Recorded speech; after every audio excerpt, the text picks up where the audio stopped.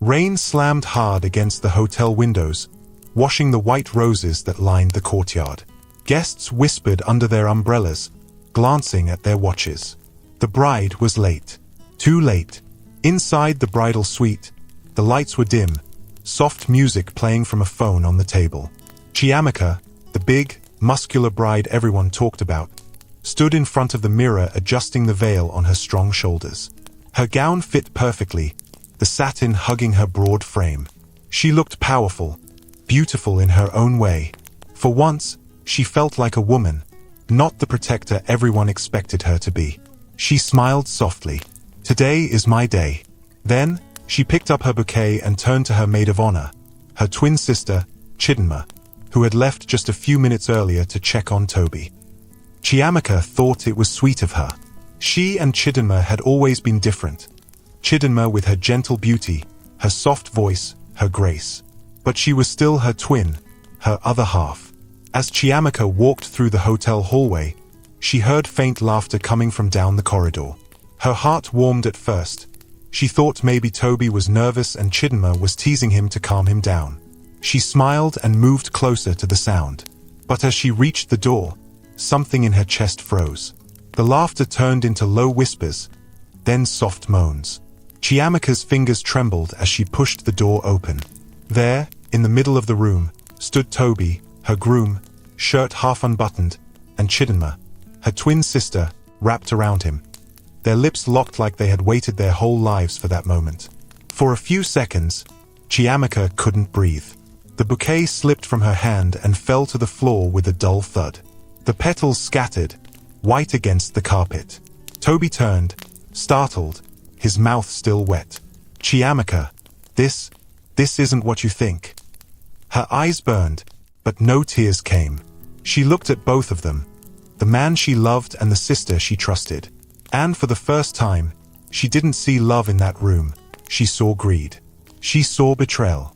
Chidinma tried to speak, her lips trembling. "Sister, please, it's not what you think." But Chiamaka raised a finger and whispered, calm and cold, "Continue." The silence that followed was louder than any scream. Then she smiled. Slowly, she turned, walked out of the room, and closed the door behind her. Down the hall, the wedding planner rushed toward her, panicking. "Madam, the guests are waiting." Chiamaka adjusted her veil, wiped her hands, and said quietly, "Let them wait." When she finally walked back into that church later, no one knew what had just happened. But what she carried in her heart that day would turn a wedding into a war. Because the bride was no longer walking down the aisle for love. She was walking down for revenge. Once upon a time, in the heart of Enugu, there lived a young woman named Chiamaka Naji, strong, fierce, and fearless. She was not just strong in her spirit. No, her body, too, was built like a warrior. She had muscles that could make grown men pause, shoulders broad like a soldier's, arms shaped by years of heavy lifting, early morning workouts, and silent battles nobody saw. But what made her truly different wasn't her body. It was her heart, full of fire and full of love. Chiamaka was not born this way. Life made her this way. She was the first daughter of Chief Emmanuel Naji, one of the richest men in the southeast. Her father was known across Nigeria as a man of wisdom, respect, and great wealth. He owned companies. He built hospitals. He gave generously to churches and villages. But above all, Chief Naji was a man of tradition. And tradition, in their land, expected a son to inherit the throne, to protect the family name, the businesses, the honor. But Chief Naji had no son, only 2 daughters, twins. Chiamaka was the elder by 6 minutes. And from the day they were born, the difference between the two was clear. Chiamaka came out with her fists tight, crying loudly like a fighter. Her sister, Chidinma, was soft, calm, and quiet, even as a baby. While Chiamaka learned how to climb trees and fight off bullies at school, Chidinma learned how to walk gracefully, smile sweetly, and speak with charm. "Ah, Chidinma, you're so gentle like your mother," visitors would say. But when they turned to Chiamaka, they would laugh and whisper, "This one, she's her father's true child." a lion in a girl's skin. At first, those words didn't bother her. In fact, she wore them like a badge of pride. But as the years passed, she began to notice something. People respected her, but they feared her more than they loved her. Even her own father, who trained her to be strong, started changing. When she turned 16, she overheard him telling a friend on the phone, "If only I had one boy, just one to carry my name." That night, Chiamaka didn't sleep. She lay in bed, staring at the ceiling, her jaw tight. The next morning, before the sun came up, she tied her sneakers, stepped outside, and began to run. That was the day it all started. The gym, the protein shakes, the long hours lifting weights. Not because she wanted to look different, but because she wanted to feel enough. She told herself, if I can't be his son, I'll be stronger than 10 sons put together. And she meant it. She grew tall.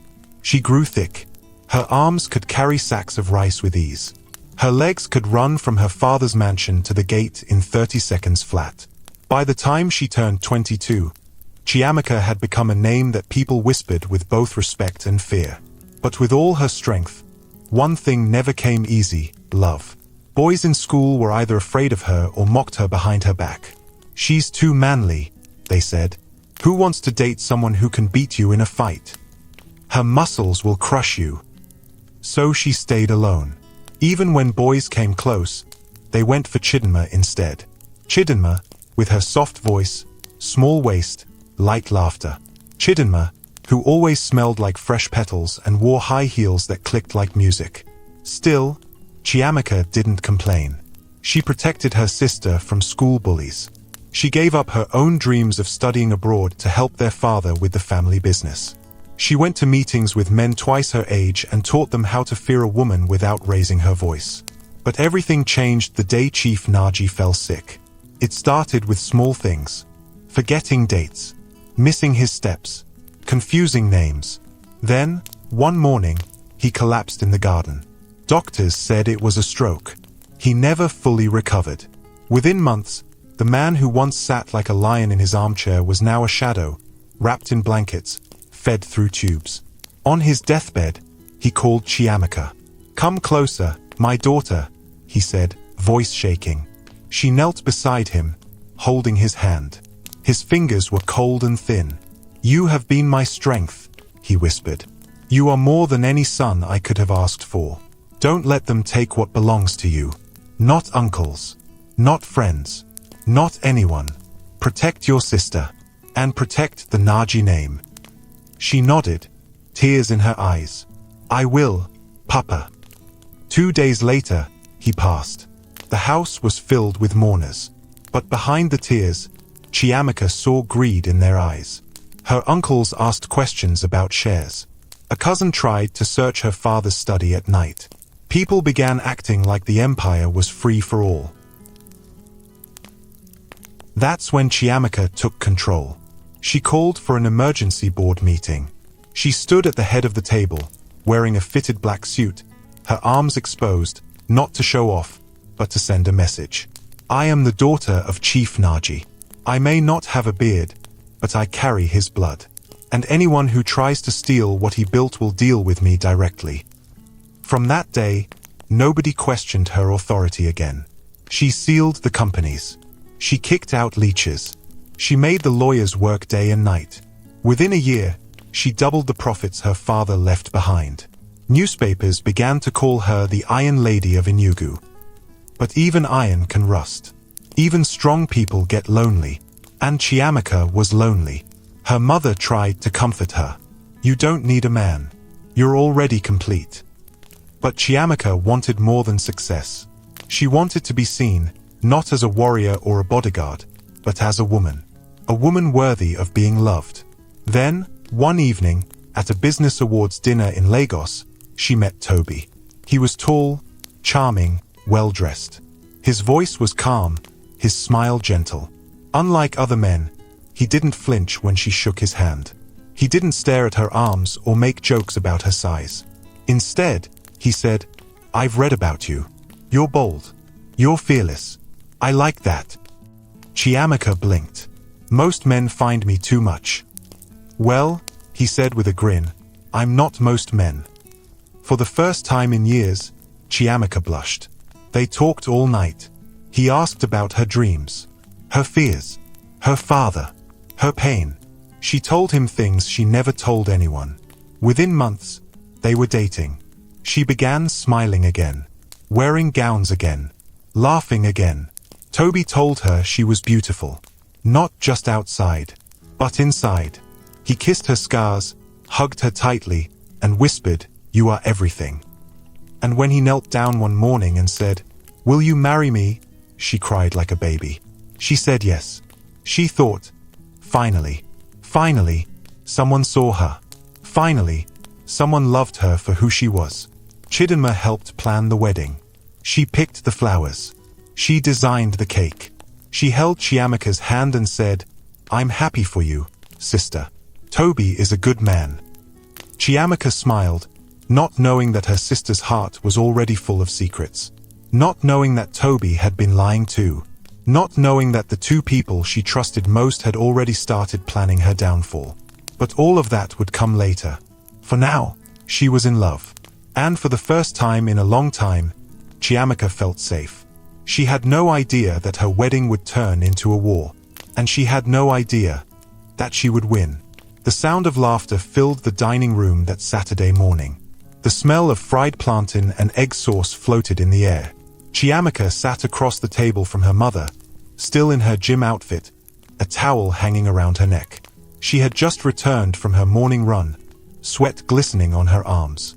"Chiamaka," her mother said softly, stirring her tea. "You're smiling too much these days. Who is the reason?"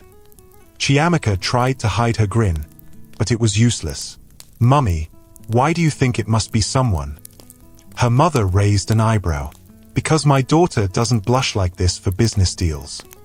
Chiamaka laughed and shook her head. "His name is Toby." The spoon in her mother's hand stopped moving. "Toby? As in, a man?" "Yes, a man," Chiamaka said, pretending to roll her eyes. "And before you ask, he's not afraid of my muscles." Her mother's lips curved into a small smile. "Him. Finally. Someone brave enough to love a lioness." Chiamaka chuckled and took a sip of water. "He said he doesn't see me as scary. He said strength is beauty." Her mother looked at her closely. "And do you believe him?" For a moment, Chiamaka's smile faded. "I want to," she said quietly. "I really want to." The first time Toby came to their house, he came carrying flowers, white lilies, her favorite. He wore a navy blue shirt and clean black trousers.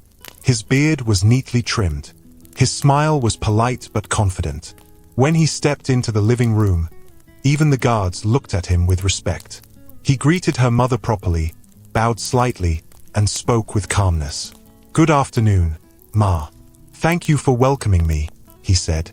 Her mother nodded slowly, studying him. "You are the young man who captured my daughter's heart."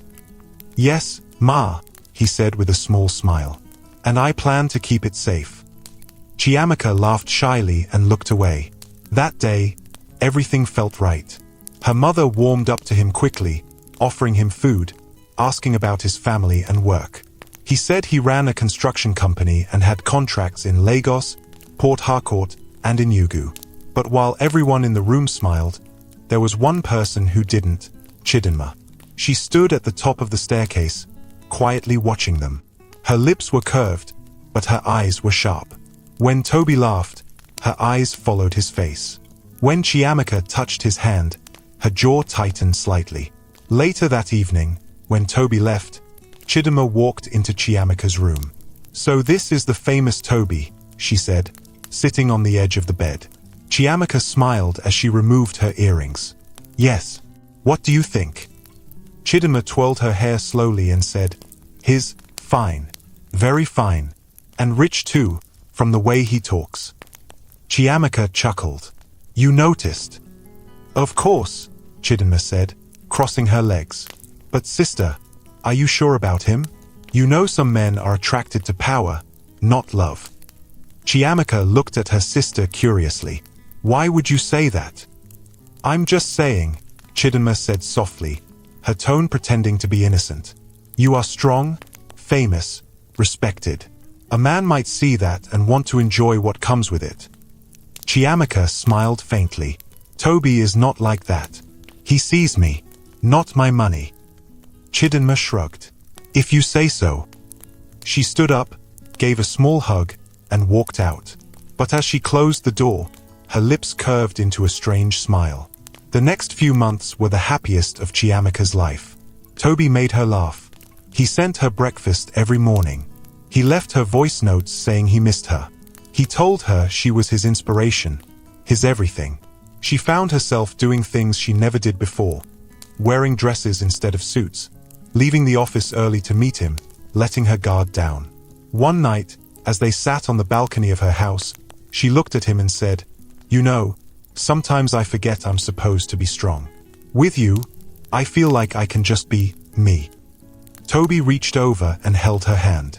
"That's all I want, Amaka. Just you. Not the Iron Lady everyone talks about. Just you." Her heart melted. Nobody had ever said that to her before. A few weeks later, Toby came to see her mother officially.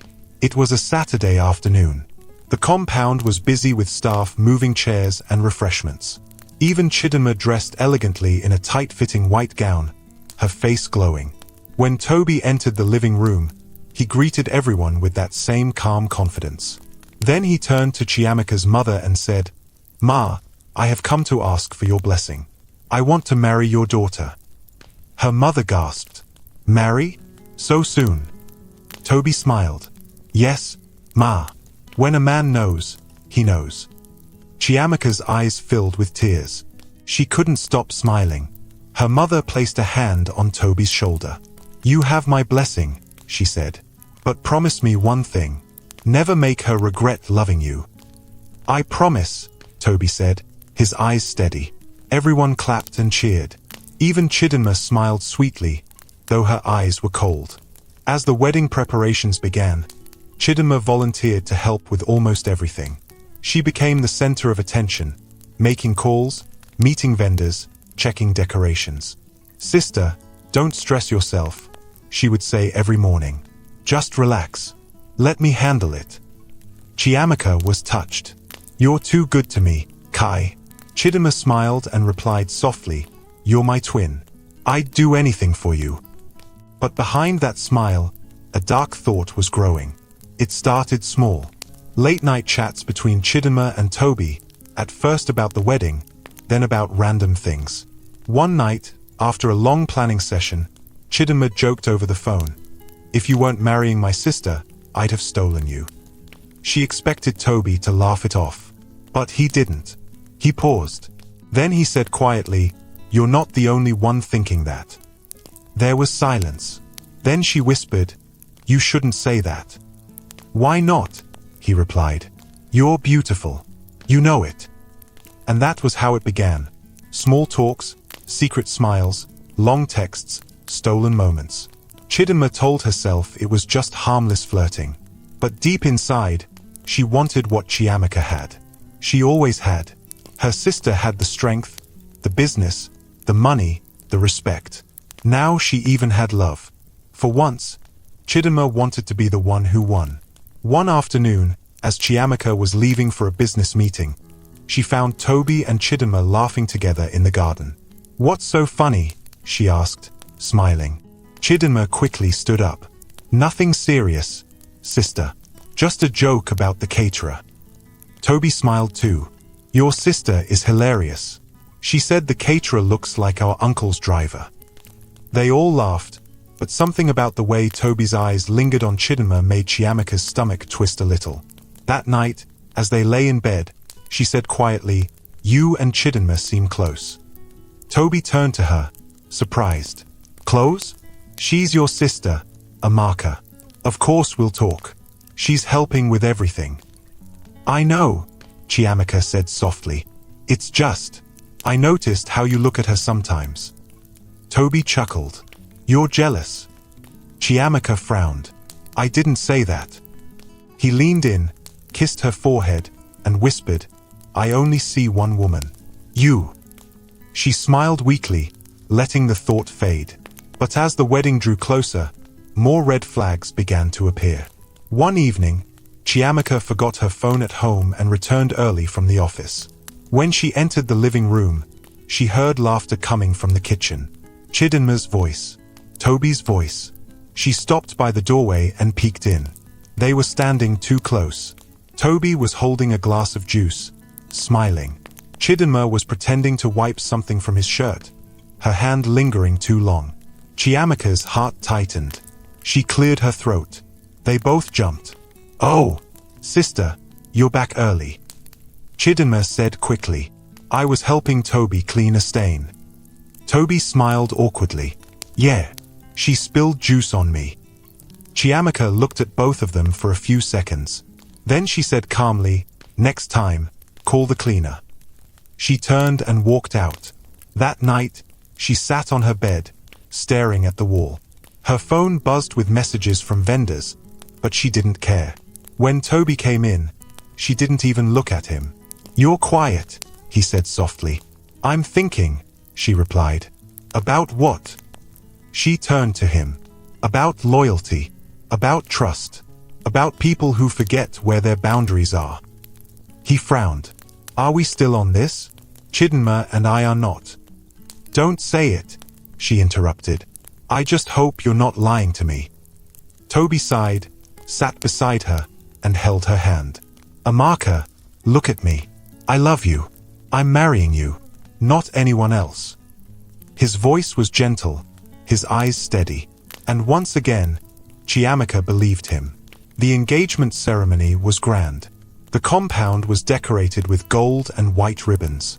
The air smelled of roasted meat and perfume. Family, friends, and business associates filled the yard. When Toby and his people arrived, drums began to beat.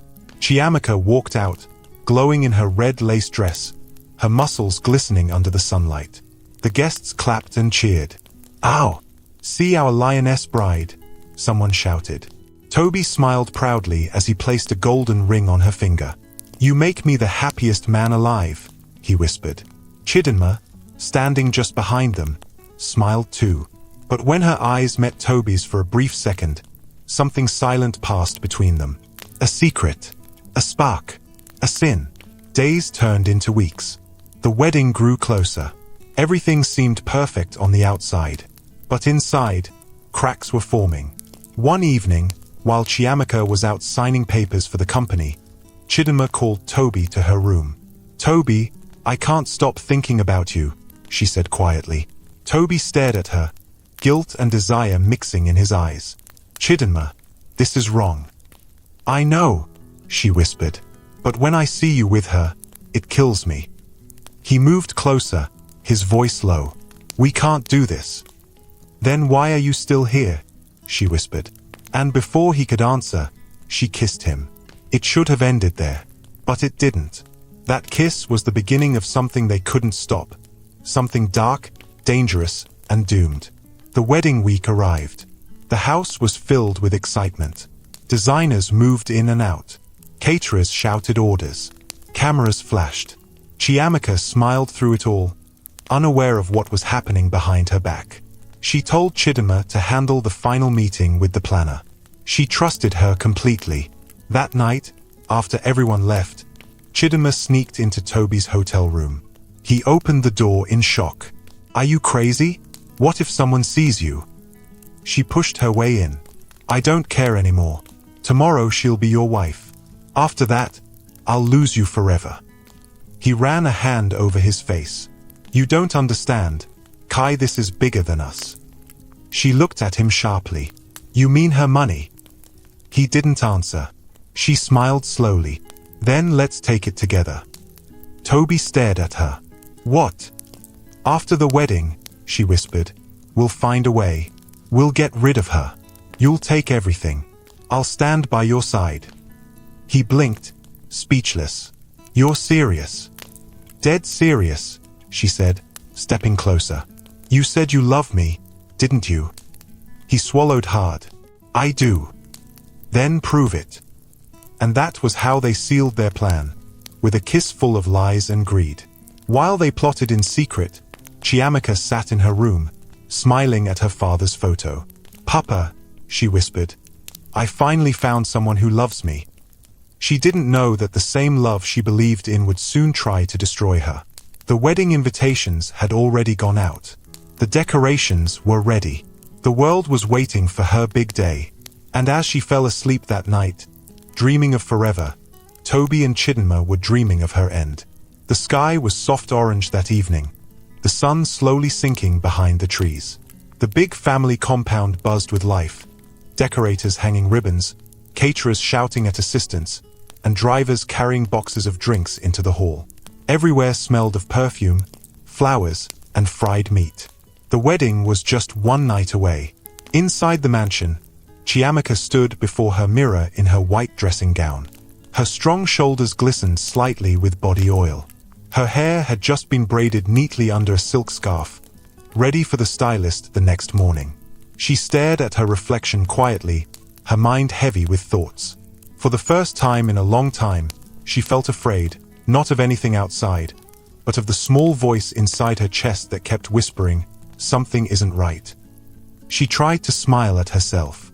"Stop it, Amaka. You're just nervous. Every bride gets nervous before her wedding," she muttered, forcing a laugh. There was a knock on the door. "Come in," she said. The door opened gently, and Chidinma walked in, dressed in a long satin nightgown, her hair flowing behind her. She looked calm and beautiful, her face glowing like candlelight. "Sister," she said softly, walking in with a tray of tea. "You've been quiet. You didn't even eat dinner. I brought you tea. It will help you sleep." Chiamaka smiled a little and sat on the bed.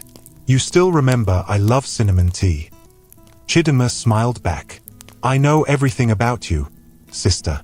You forget, we shared the same womb." They both laughed lightly, but the laughter didn't last.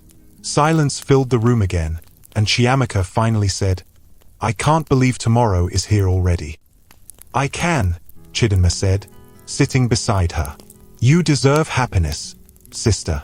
You've carried this family for too long. It's time to enjoy life." Chiamaka looked at her sister with a small smile. "You really think I'll make a good wife?" "You'll make a strong one," Chidinma said, forcing a kind tone. "Toby is lucky. You're not only a woman, you're a force." Chiamaka sighed softly.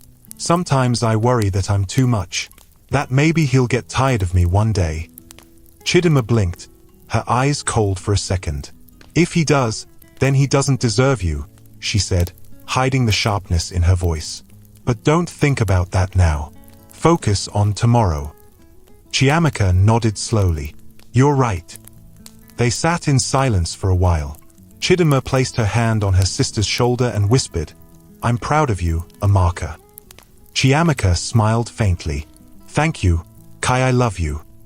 "I love you too," Chidinma replied, but her eyes told a different story. Later that night, when everyone had gone to bed, Chidinma sneaked out of her room. She walked down the quiet hallway, her bare feet soft on the marble floor. The compound lights flickered faintly outside. She wore a long robe and held her phone tightly in her hand. She reached the gate quietly and waved at the night guard. "Madam Chidinma, you day go out?" the guard asked. She forced a small laugh. "I'm just going to give Toby the ring box he forgot. I'll be back soon." The guard nodded and opened the gate. "Okay, Ma. Make you no stay long." Chidinma stepped out into the cool night air. A black car was waiting by the corner. The driver's window rolled down, and Toby's face appeared. "Get in," he said quietly. She slipped into the passenger seat and shut the door. The car smelled of cologne and faint wine.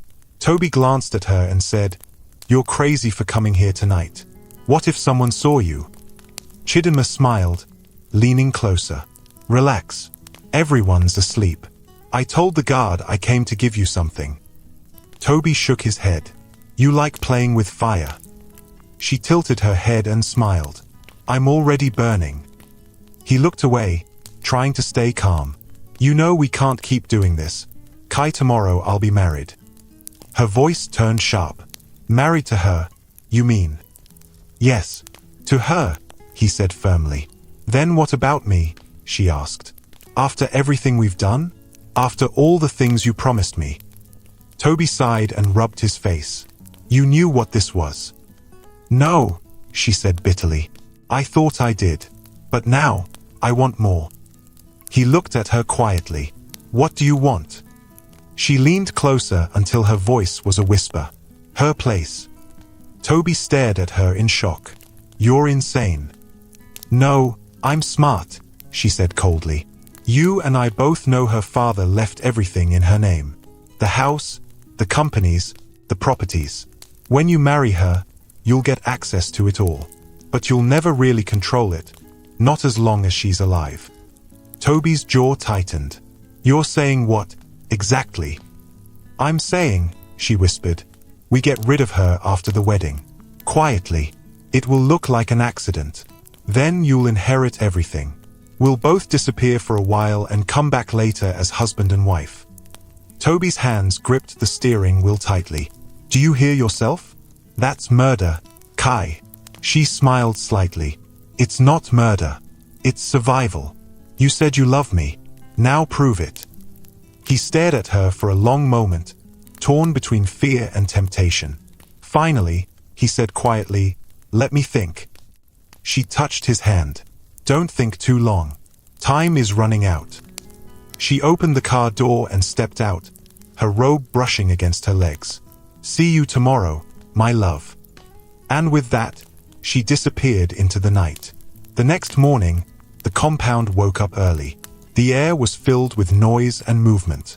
Decorators arrived before sunrise, florists arranged flowers, and security men patrolled the gate. In the middle of it all, Chiamaka sat on the balcony, watching everything. She wore her gym clothes, sipping tea quietly. Her eyes looked calm, but her mind wasn't. She had dreamt of her father that night. He had stood beside her in the dream, looking serious. Be careful who you trust, he had said. The words echoed in her head all morning. When Chidinma joined her, smiling and humming softly, Chiamaka studied her face closely. You look happy, Chiamaka said. Of course, Chidinma replied. My sister is getting married. Why wouldn't I be happy? Chiamaka smiled faintly. You've been helping too much. Don't tire yourself. Chidinma laughed. I'll rest after the wedding. Don't worry. But Chiamaka wasn't fully at ease. She couldn't explain why. Later that afternoon, Toby came to the house for the final rehearsal. The sight of him made everyone excited. The wedding planner ran toward him with papers, photographers took pictures, and even the guards smiled proudly. When he entered the sitting room, Chiamaka walked toward him with a smile. You're early. He nodded. Couldn't wait to see you. They hugged tightly. For a moment, everything felt right again. Chidinma watched from a distance, pretending to type on her phone, her eyes dark and calculating.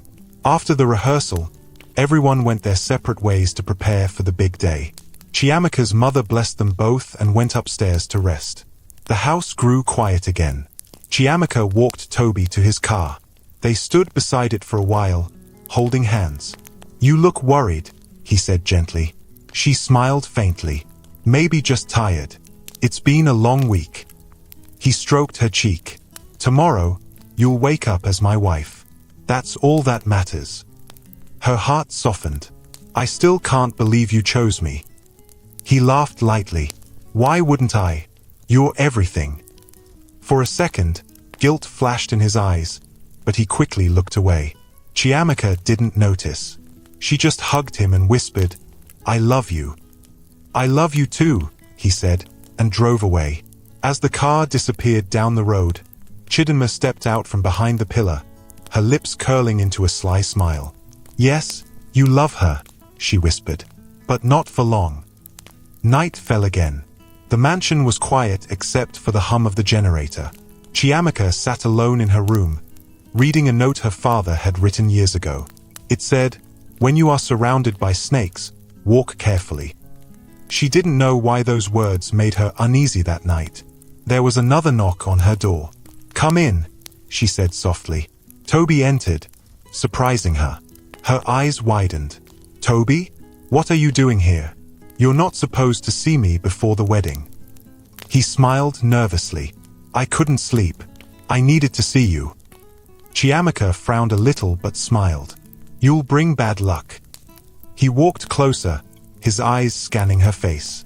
"Nothing bad can happen to us." She laughed softly. "You say that now." He reached out and held her hands. "You're strong, Chiamaka. Stronger than anyone I've met. Promise me one thing, no matter what happens, never stop fighting."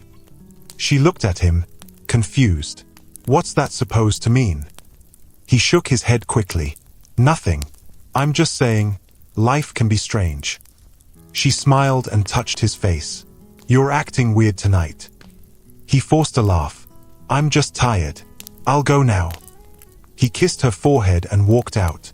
As he left, Chiamaka stood at the window, watching his car fade into the night. The uneasiness grew stronger, but she didn't know why.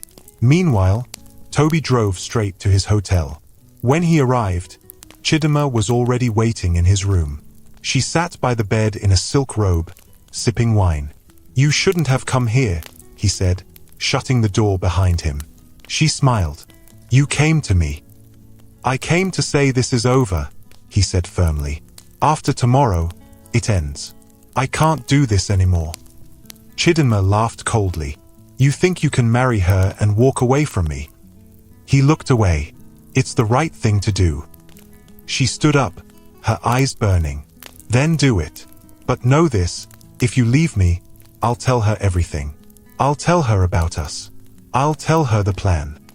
Toby's face went pale. "You wouldn't." "Try me," she whispered. "You don't get to leave me, Toby. You belong to me now." He stared at her, his heart racing. Chidima walked closer, pressing her hand on his chest. "Now come here," she said softly. "Tomorrow will be her day. Tonight is ours." And just like that, he gave in again. While they sinned in secret, Chiamaka knelt beside her bed, praying quietly. "God, protect my family. Protect this union. Protect my heart," she whispered.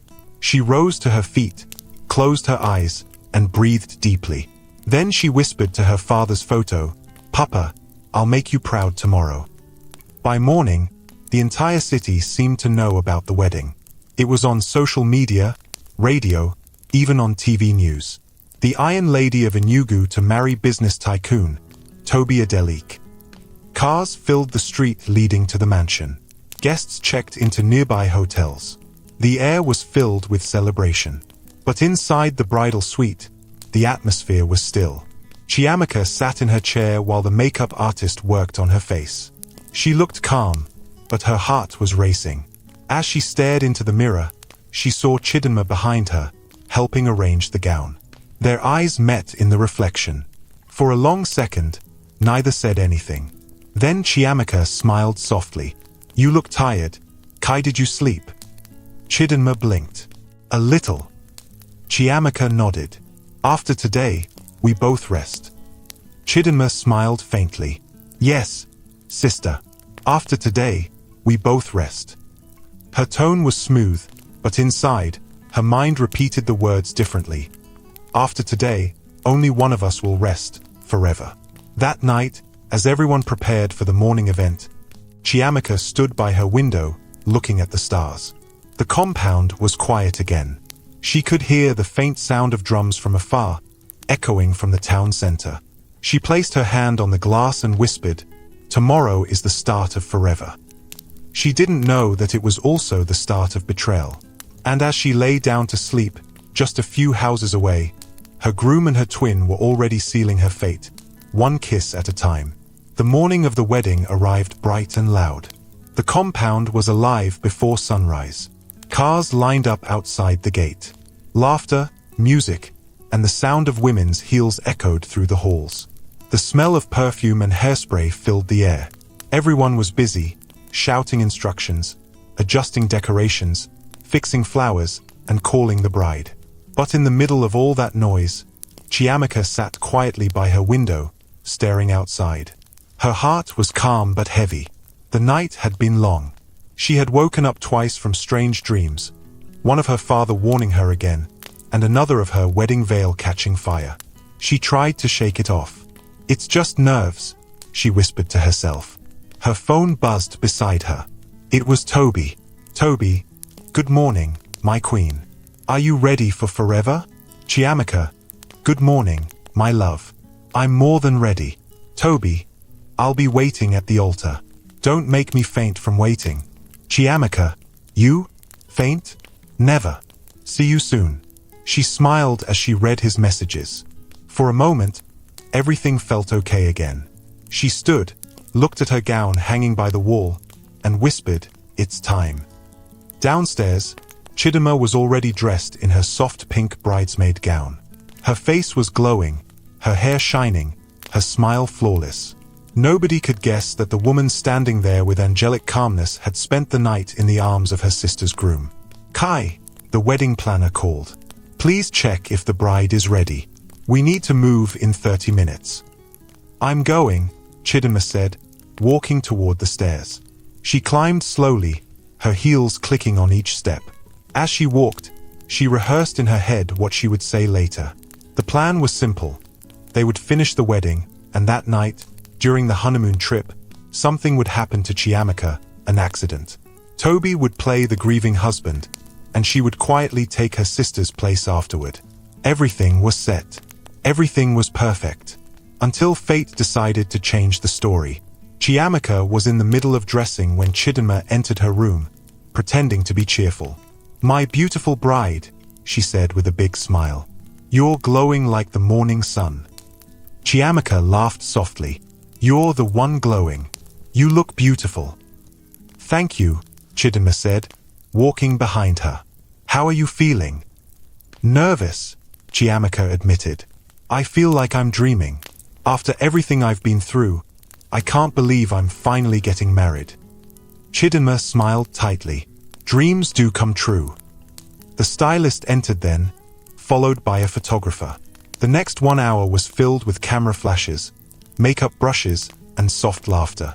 By the time they finished, Chiamaka looked breathtaking, her strong arms balanced by the delicate lace sleeves, her eyes soft behind the long veil. Everyone gasped when they saw her. Even the wedding planner clapped. "My goodness, you look like a queen." Chiamaka laughed shyly. "Thank you." But beneath the laughter, her heart was still uneasy.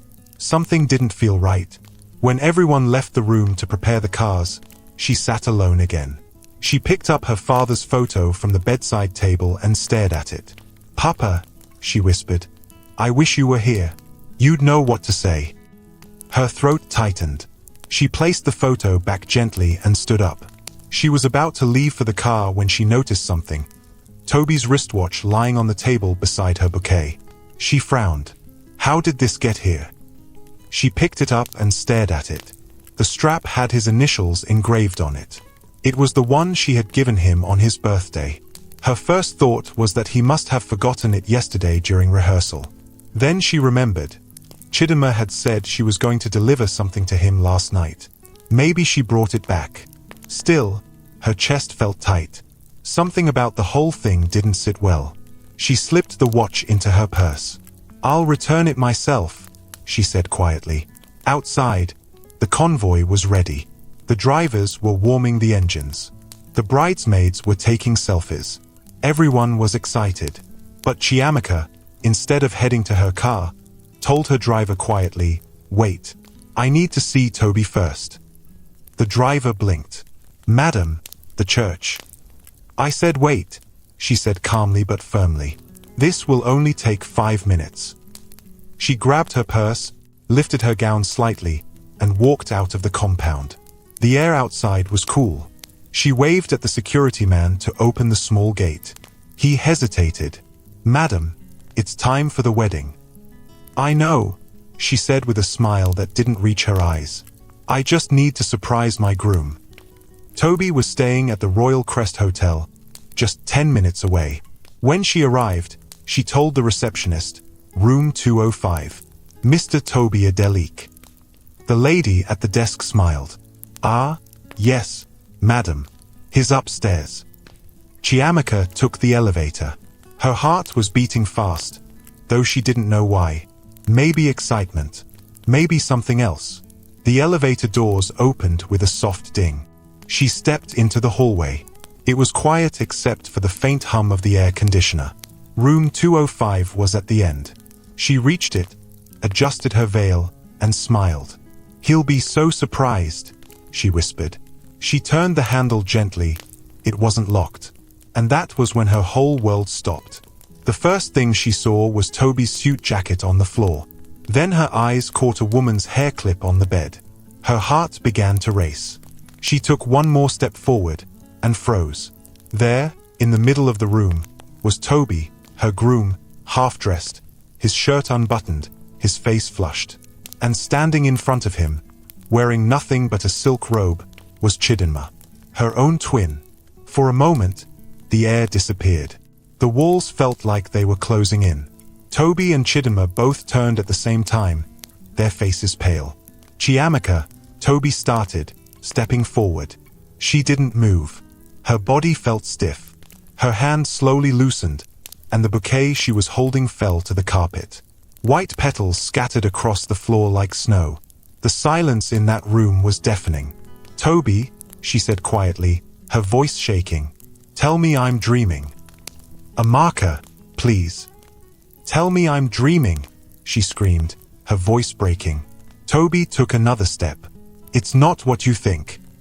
Chidinma's lips trembled. "Sister, please. It just happened. It's not." Chiamaka raised her hand sharply. "Don't call me sister." Tears filled her eyes, but she didn't let them fall. Her chest rose and fell heavily. "The man I love," she whispered, "and the sister I would have died for, in my wedding room." "Amaka, listen," Toby began, but she cut him off again. "No. You listen," she said slowly, her voice trembling with anger. "You look me in the eyes and tell me how long this has been going on." Toby hesitated. His silence was the answer. Chidinma tried to walk closer, but Chiamaka's glare stopped her cold. "Stay right there," she said sharply. The three of them stood frozen, like statues in a bad dream. Finally, Chiamaka let out a small, bitter laugh. "You know what hurts the most," she said softly. "It's not that you betrayed me. It's that you did it together." Neither of them spoke. She looked at Toby's face one last time, then turned to the door. Her voice dropped low, calm but deadly. "Continue," she said coldly. "Both of you. Continue what you were doing." "Amaka, please," Toby called after her, but she was already gone. She walked down the hallway in silence.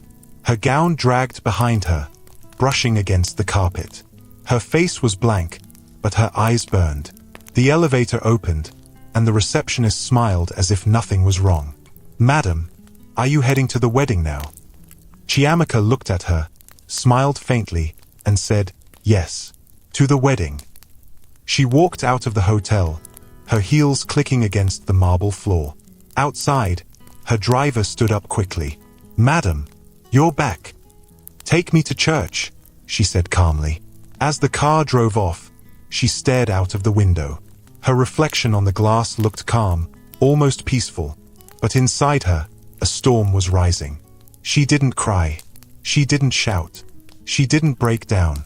Instead, she whispered under her breath, "You both chose war. You'll get it." Back at the church, the crowd waited impatiently. The priest kept glancing at his watch. Guests were murmuring. "Why is the bride late?" someone asked. "I heard she's still getting dressed," another replied. Toby arrived a few minutes later, pretending everything was fine. He smiled, shook hands, and greeted guests. Nobody noticed the sweat on his forehead or the way his eyes darted toward the door every few seconds. When Chidinma entered quietly from the side door, she looked pale. She took her position among the bridesmaids, her hands trembling. Then, just as the whispers grew louder, the main doors opened. Chiamaka stepped in. The entire church went silent. She looked like a goddess, tall, strong, and fierce in her gown. Her veil trailed behind her, the morning light glinting off the beads. But her face was unreadable. She walked slowly down the aisle, her eyes locked on Toby. He forced a smile, but it faded quickly under her stare. When she reached the altar, the priest smiled warmly. "You may now stand beside your husband-to-be." She turned her head slightly, her eyes meeting Chidinma's for a brief second. The look she gave her could cut through glass. Then she faced the priest. "Let's begin." The ceremony went on as if nothing had happened. Toby's hands shook when he held hers. His voice cracked as he said his vows. When it was Chiamika's turn, she smiled faintly and spoke clearly. "I, Chiamika Naji, take you, Toby Adelik, not because I trust you, but because I want everyone to see the truth before the day ends." The crowd murmured in confusion. Toby's eyes widened slightly, but she squeezed his hand tightly, smiling sweetly for the cameras. From a distance, Chidinma felt her knees weaken. Something in her sister's tone told her this wasn't over. Not even close. When the ceremony ended, everyone cheered, but Chiamika didn't hear them. As they walked out, she leaned closer to Toby and whispered in his ear, "Enjoy the pictures, because tonight you'll see who really won." Toby looked at her, confused and afraid, but she only smiled wider for the cameras. By the time they entered the car that would take them to the reception, the guests were already celebrating. But inside that car, the silence was thick. Toby tried to speak. "Amaka." She held up her hand. "Don't." He swallowed hard. "Please, listen." "I said don't," she repeated quietly, staring out the window. "You already spoke this morning. With her." Toby's mouth fell shut. Then she turned her head slowly and said one last thing. "You thought you could break me," she whispered. "But you only built the woman who will destroy you both." And with that, she turned away, her eyes cold and calm. The same eyes her father once had when he was about to crush his enemies. The ride continued in silence. Outside, the world celebrated love. But inside that car, a storm of revenge was already forming. The wedding car glided smoothly through the busy roads, heading toward the reception venue. Outside, horns honked, people waved, and children shouted, "Congratulations, Ma." Inside the car, silence. Chiamika sat beside Toby, her hands resting gently on her lap, her face calm, almost peaceful. But her eyes were sharp like broken glass. Toby shifted in his seat and cleared his throat. "Amaka, please, just talk to me." She turned her head slowly, looked at him with a small smile, and said, "You want me to talk? Okay, let's talk." His eyes brightened a little, like maybe things would go back to normal. Then she leaned closer and whispered in his ear, "I saw your lips on my sister's neck." Toby's face froze. Chiamika sat back and folded her arms. "So, what exactly would you like me to talk about?" He swallowed hard. I didn't mean for it to happen." She scoffed. "Was it a mistake, Toby? Was it her body that confused you? Or did you forget who you were marrying?" "It was a weak moment. I didn't plan it," he said, almost begging. Chiamika looked away. "Of course not. You didn't plan to be caught." He reached for her hand, but she pulled it back. "I said don't touch me," she said quietly. He dropped his hand slowly. "So, what now?" Chiamika smiled faintly. "Now, we go and dance. We smile for the cameras. We play the perfect couple." "You're still going on with the reception?"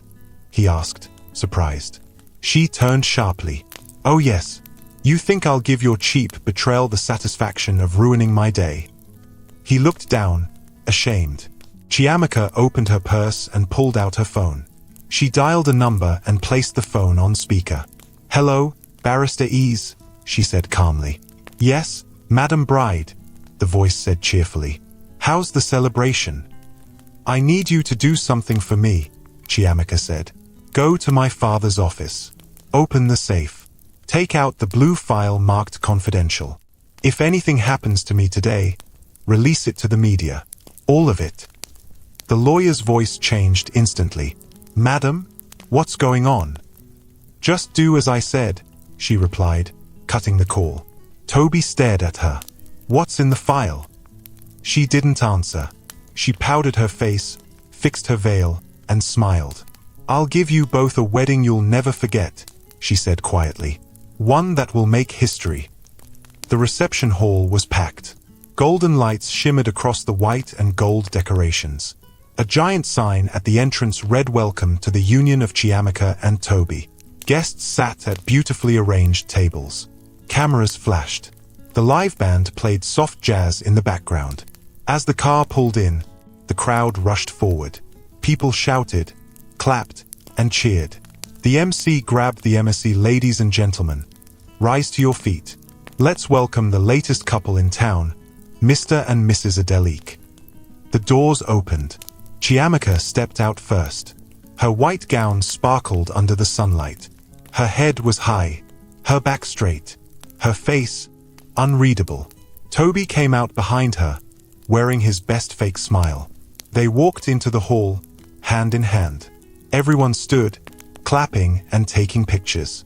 The couple smiled and waved, acting like they hadn't just come from a war. But Chidinma, she stood near the cake table, frozen.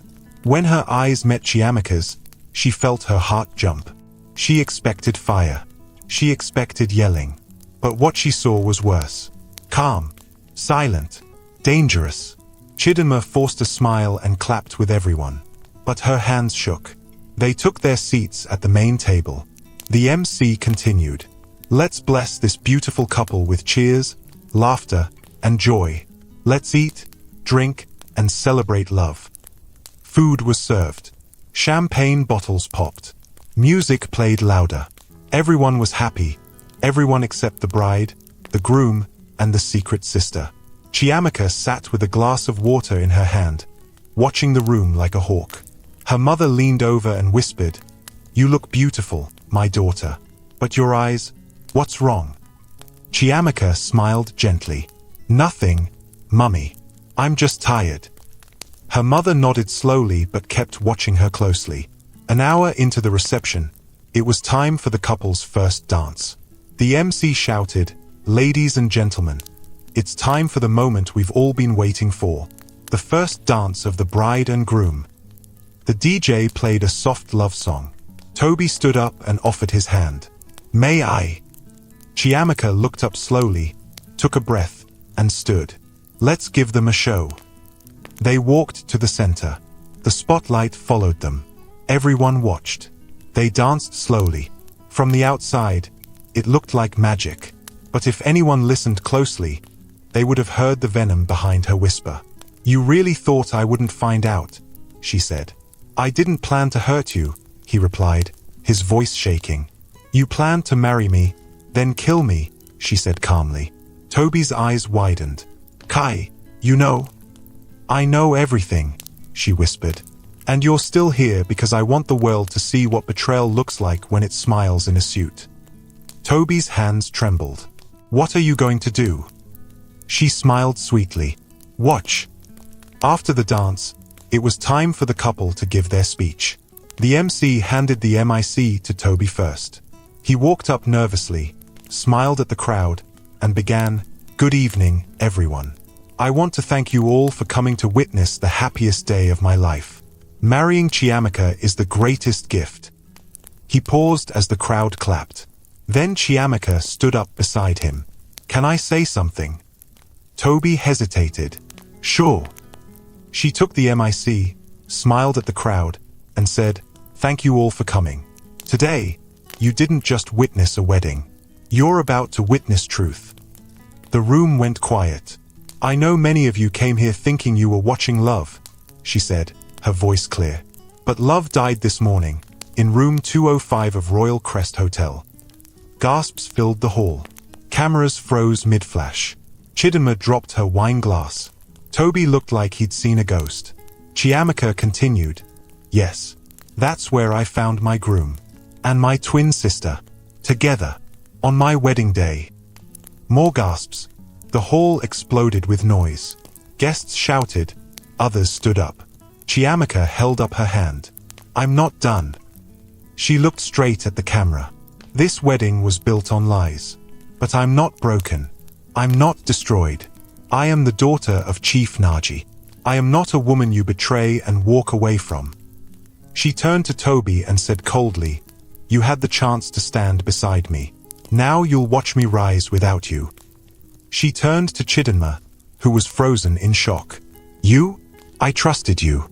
I defended you. You wore my clothes, ate my food, and smiled in my face while sleeping with the man I loved." Chidinma's lips trembled. "Sister, please." "Don't call me sister," Chiamaka said sharply. She turned to the crowd and raised her voice. "Let this be a warning. Never betray a woman who has nothing left to lose. Because when she returns, she comes with fire." The hall exploded with noise again. Cameras turned. Guests began shouting. Chiamaka dropped the mic on the table, turned around, and walked out of the hall, her head high, her gown flowing behind her like a queen leaving a battlefield. Toby just stood there, speechless. Chidinma collapsed into her chair, tears falling freely. And outside, as the sun began to set, Chiamaka stepped into her car, closed the door, and whispered, "The storm has just started." The sun had started to set, casting long shadows across the white reception hall. Inside, it was chaos. Guests were still standing. Some were arguing, some whispering loudly, and others just staring, unsure of what to do. The music had stopped. The champagne glasses were still full. The wedding had come to a sudden halt. But the bride, Chiamaka, was gone. She had walked out like a storm, quiet, cold, and final. Toby stood near the stage, frozen, sweat running down his neck. His hands trembled as he held onto the microphone stand like it was the only thing keeping him from falling. Chidinma, still sitting near the cake table, was pale. Her makeup was ruined from crying.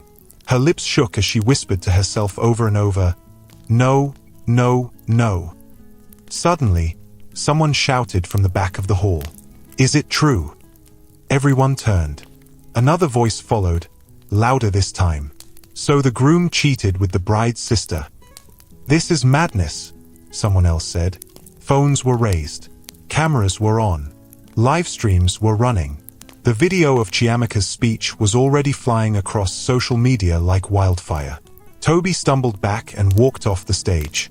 He found his way to a corner and sat down, burying his face in his hands. He couldn't breathe. His mouth was dry. What had he done? What had they done? Outside, Chiamaka sat in the backseat of a black car with tinted windows, parked under the trees behind the building. She didn't cry. She didn't move. She simply stared at her reflection in the car window. Her phone buzzed. Barrister Ease was calling. She answered. "Yes."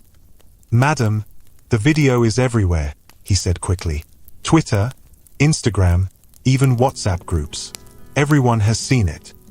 Chiamaka nodded. "Good." The lawyer hesitated. "And the file?" "Keep it ready," she said.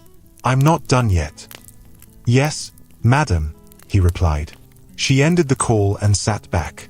Her fists tightened slowly. Her chest burned, not from sadness, but from betrayal, from fire that had nowhere to go yet. She thought of her father. She thought of the enemies he fought to protect them. She never imagined the real enemy would be her own blood. Back in the hall, Chidinma finally stood up. Her legs shook as she walked toward Toby, who was still sitting in the corner, hiding from the stares. She knelt beside him. "What do we do now?" she whispered. Toby looked at her, his face pale.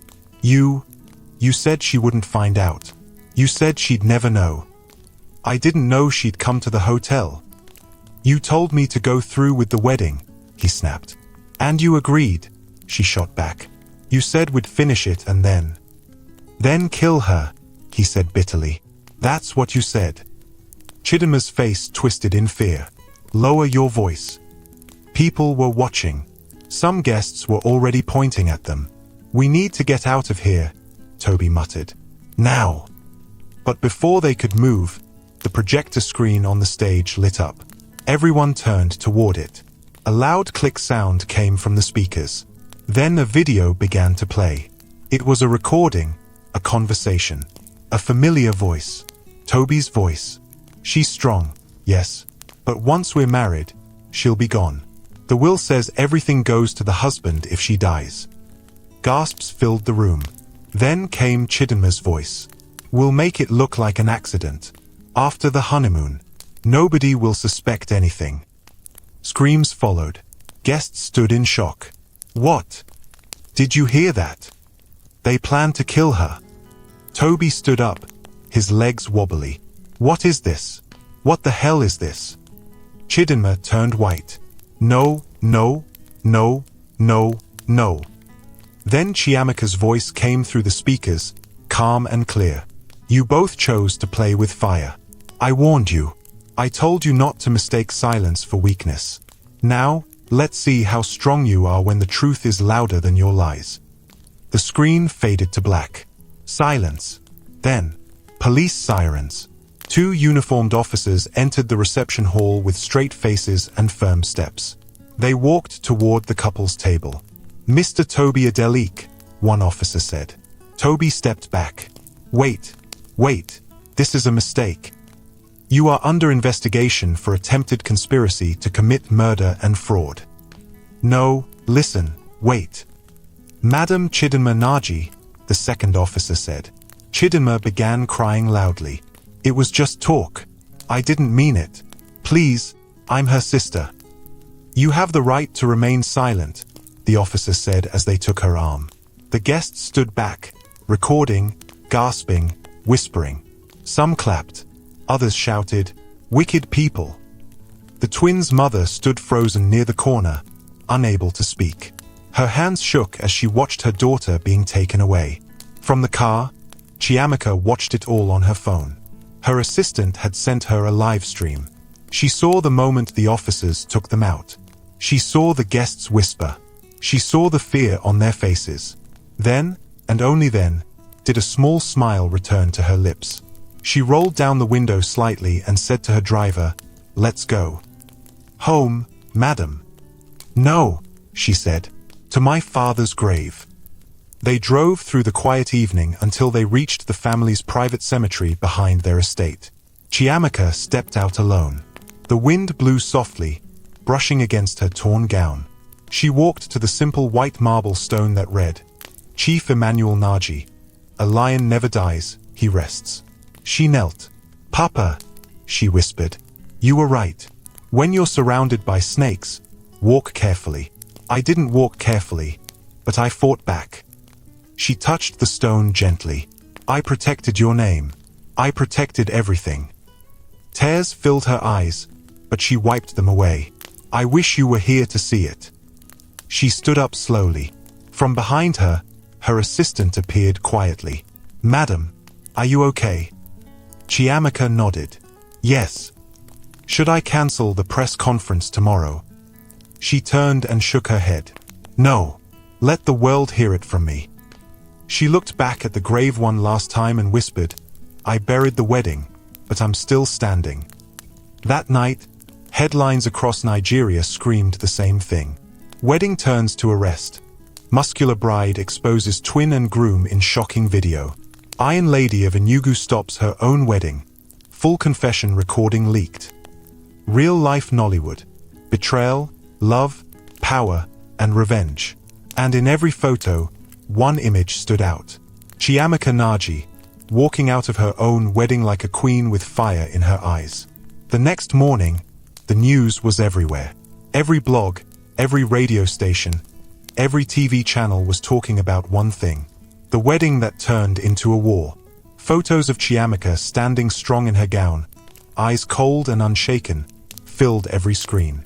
Her speech at the reception had gone viral.